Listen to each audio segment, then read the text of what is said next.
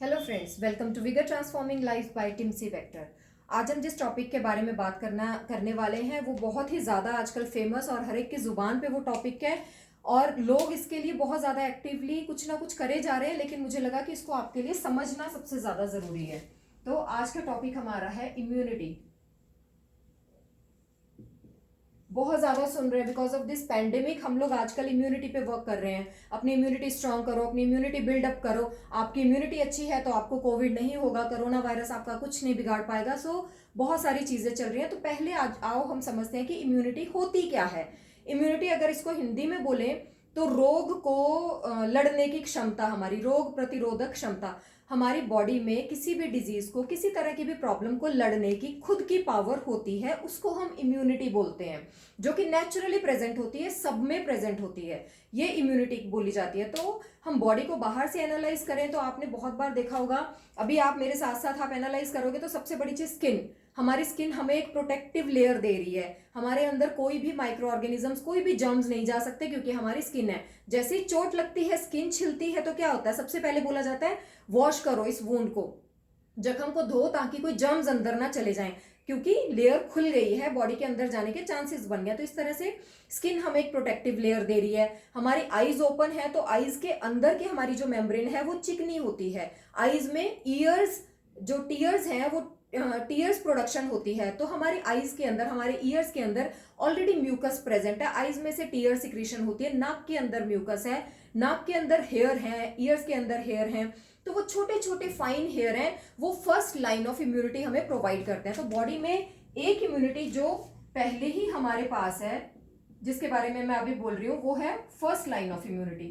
First line of immunity means जिसके लिए हमें कुछ नहीं करना पड़ता, वो नेचुरली प्रेजेंट है, वो अपने आप एक्ट करेगी। आप पोल्यूशन वाली हवा लेके जा रहे हो तो बहुत सारे एयर पार्टिकल्स जो हैं बाहर ही रह जाते हैं, नाक के अंदर नहीं जाते। बहुत सारे माइक्रोब्स जो बारीक बारीक चीजें हैं वो म्यूकस के साथ चिपकी रह जाती हैं। इसीलिए बोलते हैं प्रॉपरली नाक को वॉश करो, ईयर्स को क्लीन करके रखो। तो ये चीजें हमें प्रोटेक्ट करती ताकि हमारे अंदर कोई भी जर्म्स जा ना सके। लेकिन फिर भी किसी भी तरह से हमारे अंदर जर्म्स चले जाते हैं। जैसे कोरोना वायरस का जर्म है, बोल रहे हैं नाक के अंदर से हमारे अंदर जा रहा है, कॉन्टैक्ट से हमारे अंदर जा रहा है, ड्रॉपलेट से हमारे अंदर जा रहा है। तो जब वो अंदर चला गया है, अंदर जाने के बाद इम्यूनिटी कैसे वर्क करेगी। जैसे ही हमारे अंदर जर्म जाता है, अभी इम्यूनिटी हमारे अंदर जो मैं बोल रही हूँ नेचुरली प्रेजेंट है। जो सेकेंड लाइन ऑफ डिफेंस के बारे में मैं बात करूंगी, उसमें क्या है, ब्लड के बारे में हमने पहले आपको बताया कि हमारी बॉडी में ब्लड वेसल्स हैं। तो जैसे जैसे ब्लड वेसल्स चल रही हैं, उनमें रेड कलर का ब्लड जा रहा है, उन्हीं के पैरेलल ब्लड सिस्टम के साथ साथ एक लिम्फेटिक सिस्टम चल रहा है जिसमें कि रेड नहीं, व्हाइट ब्लड सेल्स हैं। तो सेकेंड लाइन ऑफ इम्यूनिटी की जब हम बात कर रहे हैं तो उसमें हम WBCs की बात करते हैं, व्हाइट ब्लड सेल्स। ये रेड ब्लड सेल्स एक तरह की पाइप में से जा रहे हैं, उसके पैरेलल जो वेसल्स चल रही हैं उसमें व्हाइट ब्लड सेल्स जा रहे हैं। और ये व्हाइट ब्लड सेल्स हैं जिनको हम इम्यूनिटी सेल्स बोलते हैं, जिनको ल्यूकोसाइट्स बोलते हैं। सबसे बड़ी इंडिकेशन है, आपको कभी भी आपने बहुत मेजर इन्फेक्शंस या माइनर इन्फेक्शंस में देखा होगा, अगर टेस्ट कराने जाओ तो आपके WBC काउंट बहुत हाई आता है। क्यों आता है वो भी आपको मैं समझाऊंगी। तो जैसे ही हमारे अंदर जर्म गया, जो हम जर्म है, आपको बिल्कुल सिंपल भाषा में समझाते हो, नहीं तो वो एंटीजन एंटीबॉडी में कंफ्यूज हो जाओगे।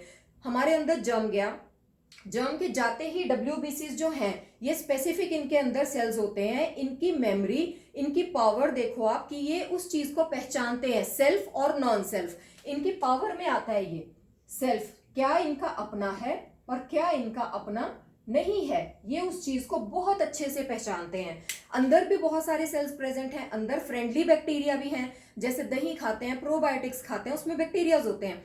फ्रेंडली बैक्टीरिया भी टमी में प्रेजेंट हैं, वो इनके सेल्फ हैं। लेकिन जो नॉन सेल्फ है, जो बाहर से गलत चीज अंदर चली जाएगी, ये इमीडिएटली उसको पहचान लेते हैं कि ये कुछ बाहर से गलत आ गया है। ये उन चीजों तक पहुंचते हैं, चाहे वो वायरस है चाहे बैक्टीरिया है, उन पे अटैक करते हैं। अब अटैक कैसे करते हैं, ये हमेशा पेट्रोलिंग पार्टी की तरह पूरी बॉडी में सर्कुलेशन में रहते हैं। पूरी बॉडी में सर्कुलेटेड रहेंगे तो जैसे इनको सिग्नल मिला कि बाहर से कुछ फॉरेन चीज आ गई है, कुछ तो जर्म अंदर एंटर हो गया है, तो ये फटाफट से डिवाइड होने शुरू हो जाते हैं। जैसे ये डिवाइड होते हैं, अब इनका काम बढ़ गया। इन्होंने जैसे 2 सेल्स थे, 2 के 4 बने, 4 के 8 बने, 8 के डबल बने, ऐसे करते करते ये डबल डबल डबल होके बहुत सारे सेल्स बन जाते हैं, क्योंकि इनको अपनी आर्मी बढ़ानी है। इनको पता है बाहर से कुछ आया है, उसको हमें मारना है, उसके लिए ये बढ़ेंगे। इट डिपेंड्स कि बाहर से कितना स्ट्रांग जर्म आया है। इनको अपनी आर्मी उतनी बढ़ानी पड़ती है उस जर्म को अटैक करके उसको खत्म करने में। जब तक ये उस जर्म को अटैक करके उसको खत्म नहीं कर देते, ये अपनी आर्मी बढ़ाते रहते हैं। और जो वो आर्मी बढ़ाने वाला प्रोसीजर है, अब ये एंटीजन एंटर हुआ है, इन्होंने एंटीबॉडीज बनानी शुरू कर दी, ठीक है, इन्होंने अपनी आर्मी बढ़ानी शुरू कर दी। जो वो आर्मी बढ़ाने वाला प्रोसीजर है, अंदर सोचो कि एकदम से काम शुरू हो गया है, तो उससे क्या होगा, आपकी बॉडी में हीट प्रोड्यूस होगी और आपको टेम्परेचर हो जाएगा, आपको फीवर होगा। तो सबसे पहला जो साइन है, फीवर एक हेल्दी इम्यून सिस्टम का साइन है। नॉर्मल कोल्ड कफ या बहुत माइनर सी कोई ना कोई इन्फेक्शन होती है तो हमें वैसे 9900 जितना फीवर हो जाता है, उस पे बोलते हैं ज्यादा रिएक्शन मत दो, दैट इज परफेक्टली नॉर्मल। इसका मतलब आपके अंदर जो आर्मी बैठी है आपको बचाने के लिए, वो काम कर रही है, उसको काम करने दो अच्छे से, वो उस जर्म्स को मार देगी और ठीक हो जाओगे। लेकिन अगर फीवर उससे ज्यादा हो जाता है, 101 क्रॉस कर रहा है, 102, 2 दिन से उतर नहीं रहा, दैट मीन्स वो आर्मी बहुत ज्यादा काम कर रही है, लेकिन जो जर्म्स एंटर हो गया वो बहुत ज्यादा स्ट्रांग है। आपको इंडिकेशन दी जा रही है कि आप बाहर से भी कोई दवाई खा लो, या किस तरह से आपने उस टेम्परेचर को भी लोअर डाउन करना है। क्योंकि इस प्रोसेस में क्या होता है, अब ये जो आर्मी है, ये पर्टिकुलर सेल्स को, ये बाहर का सेल आ गया, उसको साइड में से घेरा डाल लेगी, उसको खा जाएगी, मार देगी। इस प्रोसेस में ये आर्मी जैसे जैसे बढ़ रही है तो बॉडी टेम्परेचर तो बढ़ रहा है, साथ में इंडिकेशंस क्या होती है, इन्फ्लेमेशन की। जैसे मान लो एक मच्छर काटा, नॉर्मल सी एग्जांपल, आपको मच्छर काटता है, रेडनेस क्यों होती है, बॉडी को पता है कि मच्छर ने अंदर कुछ ऐसा छोड़ा है जो बॉडी को बिलोंग नहीं करता। तो ये WBCs की जो आर्मी है उस साइट पे जाएगी, उस साइट पे उन जर्म्स को मारने की ट्राई करेगी, और मारने की ट्राई करने के लिए उस जगह पे रेडनेस हो जाएगी, स्वेलिंग हो जाएगी, पिंपल जैसा छोटा सा स्पॉट हो जाता है जिसपे इचिंग भी होती है। तो ये नॉर्मल रिएक्शन है। एक नॉर्मल हेल्दी इंडिविजुअल में अगर इम्यूनिटी का रिस्पॉन्स यहां तक है, लोकलाइज्ड है, जहां प्रॉब्लम हुई वहां इम्यूनिटी ने एक्ट किया, उसी साइट को ठीक किया, तो वो बिल्कुल परफेक्ट है। लेकिन जैसे ही आपकी इम्यूनिटी कॉम्प्रोमाइज होती है, आपकी इम्यूनिटी डाउन जाती है। डाउन कैसे जाएगी, आप बहुत ज्यादा स्मोकिंग करते हो, आप अल्कोहल कंजम्पशन बहुत ज्यादा लेते हो, आप न्यूट्रिएंट रिच डाइट नहीं लेते, जंक फूड पे हो, आप बहुत ज्यादा ओबीस हो, आपके अंदर आपकी गट हेल्थ अच्छी नहीं है, आपका लाइफस्टाइल अच्छा नहीं है, तो आपकी इम्यूनिटी नेचुरली डाउन जाएगी। क्योंकि जो ये इम्यूनिटी बनाने वाले सेल्स हैं, इनकी भी डाइट है, ये उसी डाइट पे जिंदा रहते हैं, उसी डाइट पे ये अच्छे से काम कर पाते हैं। तो ये हुआ इम्यूनिटी के बारे में कि इम्यूनिटी काम कैसे करती है। अभी ये हो गई डाइट की बात। यही चीज जैसे वैक्सीनेशन पे हम आते हैं, तो वैक्सीन का काम क्या होता है, बच्चा पैदा होने से लेके उसको वैक्सीनेशन दी जाती है टाइम टू टाइम।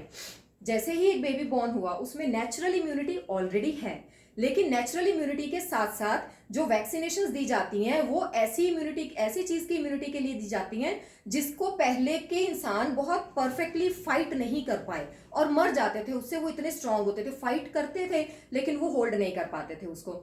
अब उसके लिए वैक्सीन रेडी होनी शुरू हुई। वैक्सीन का काम क्या होता है, 2 तरह की जैसे इन्फेक्शन होती हैं, बैक्टीरियल है, वायरल है। बैक्टीरियल इन्फेक्शन हो गई नॉर्मल। वैक्सीन में क्या होते हैं, वही जर्म्स होते हैं, जर्म्स ही होते हैं, लेकिन बहुत वीक किए हुए जर्म्स होते हैं। मान लो चिकन पॉक्स है, चिकन पॉक्स की वैक्सीन में क्या होगा, चिकन पॉक्स के ही जर्म्स होंगे, इतने वीक होंगे लेकिन वो कि वो अंदर जाके आपको बीमार ना कर पाए। जैसे ही वो बॉडी में गए तो ये जो WBCs हैं, इन्होंने पहचान लेना कि ये नॉन सेल्फ है, ये हमें बिलोंग नहीं करता, ये कोई जर्म्स आया है, वैक्सीनेशन से टीका लगाया गया है, लेकिन इसने पहचान लिया। पहचानने के बाद ये क्या करेंगे, उसके अगेंस्ट जो आर्मी काम करती है, जो एंटीबॉडीज बॉडी में उसके अगेंस्ट होने चाहिए, चिकन पॉक्स के अगेंस्ट, ये फटाफट वो प्रोड्यूस करना शुरू कर देंगे। तो WBCs क्या करते हैं, रिकॉग्नाइज करते हैं किसी भी तरह के एंटीजन को, जो जर्म, बाहर से जर्म आ रहा है, और क्या प्रोड्यूस कराते हैं, एंटीबॉडीज। बॉडी में ये एंटीबॉडीज की प्रोडक्शन शुरू करा देते हैं for that specific problem, for that specific germ. अभी उस चीज के लिए वो एंटीबॉडीज बॉडी में प्रोड्यूस होगी, जो कि हमेशा के लिए WBCs के साथ साथ फिर से बॉडी में सर्कुलेशन में आ जाएंगी और बॉडी में ही स्टोर्ड रहेंगी। अब वो बॉडी में स्टोर्ड है तो आपका सेकंड लाइन डिफेंस रेडी हो गया। जैसे ही कभी लाइफ में चिकन पॉक्स का कोई भी जर्म आपकी बॉडी में गया तो आपके पास ये एंटीबॉडीज ऑलरेडी हैं, ये एंटीबॉडीज उस जर्म को मार देंगे और आपको वो प्रॉब्लम नहीं होगी। तो इस तरह से वैक्सीनेशंस काम करती हैं। हमारा जो इम्यूनिटी बूस्टअप करने का फंडा है विद डाइट और एक्सरसाइजेज, वो यही काम करता है कि आपके जो ये WBCs हैं ये बहुत हेल्दी रहें, इनका जो ये रिकॉग्निशन करने का स्टेमिना है, इनका जो एंटीबॉडीज प्रोड्यूस करने का काम है, वो बहुत परफेक्टली हो। आप में एक बार वो एंटीबॉडी आ गई, अभी एक बीमारी की एंटीबॉडी आप में बन चुकी है, ऐसी कोई दूसरी बीमारी आ रही है, दूसरी बीमारी के लिए भी आपको वैक्सीनेशन दे दी गई, उस वैक्सीनेशन में भी वीक जर्म्स थे, जर्म्स अंदर गए, बॉडी ने उस बीमारी को भी रिकॉग्नाइज किया और उसके स्पेसिफिक एंटीबॉडी की, ये तो किसी ने एक चाकू से मारा तो मैं भी इसको चाकू से मारूंगा, बंदूक मारी है तो बंदूक मारूंगा, तो इसलिए किस तरह के जर्म्स आ रहे हैं उसी तरीके से उसको मारना पड़ेगा, तो उसी तरीके के स्पेसिफिक एंटीबॉडीज प्रोड्यूस करेंगे। हर बीमारी को मारने के लिए, हर जर्म को मारने के लिए अलग से एंटीबॉडीज होते हैं। तो इस तरह से विद एज धीरे धीरे धीरे धीरे करते करते आप में बहुत तरह के एंटीबॉडीज बॉडी के अंदर नेचुरली बन जाते हैं और एंटीबॉडीज की एक बहुत बड़ी फौज तैयार हो जाती है। और ये इसीलिए बोला जाता है कि छोटे बच्चों की इम्यूनिटी बहुत वीक होती है, जो मदर की ब्रेस्ट फीड पे हैं उनमें इम्यूनिटी बहुत कम होती है, ब्रेस्ट फीड से उनमें इम्यूनिटी धीरे धीरे बनती है, इसलिए बच्चों को फीड कराना बहुत जरूरी है एक एज तक, उनको वैक्सीनेशन दी जाती है, उनकी इम्यूनिटी बिल्ड की जाती है। फिर जैसे ही वो थोड़े से बड़े होंगे उनका एनकाउंटर होगा जर्म्स के साथ, मिट्टी में खेलते हैं बच्चे, बाहर जाके गंदगी में खेलते हैं, दैट इज परफेक्टली फाइन। थोड़ा बहुत मिट्टी में खेलना, थोड़ा बहुत गंदे रहना बच्चों के लिए बहुत हेल्दी है। क्यों? क्योंकि बच्चों के अंदर जो एंटीबॉडीज नहीं है, ये चीज उसके अंदर वो एंटीबॉडी बनाएगी। बच्चे के अंदर मिट्टी में से कोई ऐसे जर्म्स चलेंगे जो पहले कभी प्रेजेंट नहीं थे, उसके अंदर इम्यूनिटी है, वो अच्छी डाइट ले रहा है बच्चा, तो फटाफट से WBCs क्या करेंगे, उसको पहचान लेंगे कि बाहर से मिट्टी के जरिए कुछ अंदर आ गया है, वो एंटीजन को पहचानते ही उसकी एंटीबॉडीज प्रोड्यूस कर देंगे और बच्चे को पता भी नहीं चलेगा वो एंटीबॉडीज, वो जर्म इतना माइल्ड सा है, एंटीबॉडीज ने उसको मार गिराया और एंटीबॉडीज की प्रोडक्शन बन गई। इस तरह से धीरे धीरे आप जिस जिस डिजीज के काउंटर में आते हो, जिस जिस डिजीज के कांटेक्ट में आते हो, उस डिजीज के, उस बीमारी की एंटीबॉडीज आपकी बॉडी में बननी शुरू हो जाती हैं। और ये सब नेचुरल है। इसमें आप देखो अभी आजकल सबसे बड़ा जो मिथ चल रहा है, क्वारंटीन डाइट ले लो, इम्यूनिटी बूस्टर डाइट ले लो, जो ऑलरेडी एक परफेक्ट डाइट पे है। क्वारंटीन डाइट कुछ नहीं होता, आप क्वारंटीन हो तो आप एक तरह से ब्लेस्ड भी हो। ब्लेस्ड कैसे हो? आप कुछ भी बाहर का नहीं खा पा रहे, आप घर में ही हो तो बिल्कुल होम कुक्ड फूड खा रहे हो, जो आपका इंडिजिनस, आपके शहर को, आपके सीजन को सूट करता हुआ, आपकी हिस्ट्री को सूट करता, आपके कल्चर को सूट करता आपका घर का खाना होता है, उसमें तकरीबन सारे न्यूट्रिएंट्स पाए जाते हैं। और घर में देसी तरीके से आप खाना बना रहे हो तो सारे न्यूट्रिएंट्स जा रहे हैं, आपको चिंता करने की कोई जरूरत नहीं है, आपके अंदर ये इम्यूनिटी ऑलरेडी प्रेजेंट है। अगर आप इस एज तक आ चुके हो, फ्रॉम 15 ईयर्स टू 55 ईयर्स की एज तक आ चुके हो, तो इतनी बीमारियां, कभी ना कभी वायरल इन्फेक्शन, कभी नजला जुकाम, खांसी, बुखार, पेट खराब, ये सब सबको हो चुका, लेकिन इससे किसी को ज्यादा प्रॉब्लम नहीं हुई, बल्कि बॉडी में एंटीबॉडीज की फौज बन चुकी है। तो ये सब झेलने के बाद जब आप अभी नॉर्मल डाइट पे हो, आपकी हेल्थ वैसे ही नेचुरली सुधर रही है, आप नेचुरल डाइट खा रहे हो, तो इम्यूनिटी को दबाने वाली डाइट आप खा ही नहीं रहे हो, तो क्वारंटीन डाइट कुछ भी नहीं होती है। ये सब मिथ्स हैं, जो नेचुरली खा रहे हो। जो मेरे क्लाइंट्स मेरे से डाइट प्लान्स लेते हैं, चाहे वो थायराइड का है, चाहे PCOD का है, जब मैं उनको डाइट प्लान में सारे न्यूट्रिएंट्स ही डाल के दे रही हूँ, तो वो ऑटोमेटिकली एक इम्यूनिटी डाइट है। अभी इम्यूनिटी के लिए बोला जाता है WBCs की जो स्पेशल डाइट है, WBC बहुत अच्छा काम करते हैं विटामिन C की प्रेजेंस में, ऐसे बहुत सारे और विटामिन हैं, विटामिन E होना चाहिए, के होना चाहिए, आपकी न्यूट्रिशन प्रॉपर होनी चाहिए, तब आपकी इम्यूनिटी स्ट्रांग रहेगी। अब इस चक्कर में लोग क्या कर रहे हैं, बहुत ज्यादा जो चिंता की बात है, काढ़े बना बना के पी रहे हैं, बहुत तरह के देसी इलाज कर रहे हैं। अभी आपको बता दूं, हर चीज की एक रिकमेंडेड डोज होती है। अगर हम विटामिन C की नॉर्मल सी एग्जांपल लेते हैं, बहुत कॉमन चीज है vitamin C, very good for immunity, लेकिन विटामिन C क्या है, एक नॉर्मल रिकमेंडेड जो डोज है विटामिन C की 75 मिलीग्राम से लेके 95 मिलीग्राम तक है, ठीक है। अभी इससे ज्यादा आप विटामिन C अपनी बॉडी में डालोगे तो अगर थोड़ा बहुत ज्यादा डाल रहे हो, वो ऐसे यूरिन में एक्सक्रीट आउट हो जाएगा, वो बॉडी में कहीं नहीं लग रहा।